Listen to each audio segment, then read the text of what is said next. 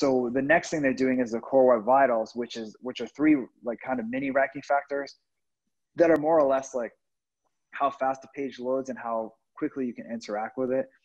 And that is going to go live in 2021.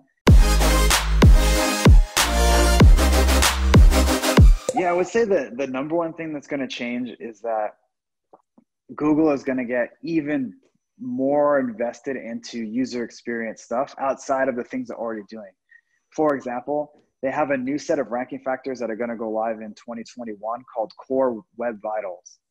And this is like the logical progression of where Google has been going the last couple of years, because for the most part, how they used to operate was like passively. They would be like, okay, we'll index the web, and then whoever has the most links and the best stuff on the page will rank them. But then they sort of started realizing they could just dictate what happens online.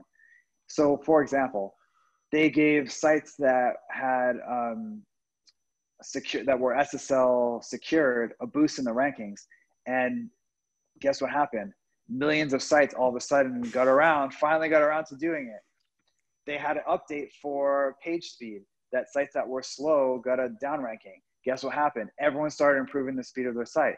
They had another update that targeted sites that weren't optimized for mobile devices. Guess what?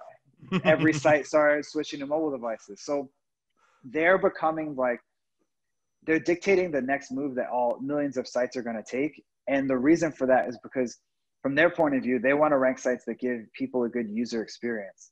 So the next thing they're doing is the core web vitals, which are three like kind of mini ranking factors that are more or less like how fast the page loads and how quickly you can interact with it.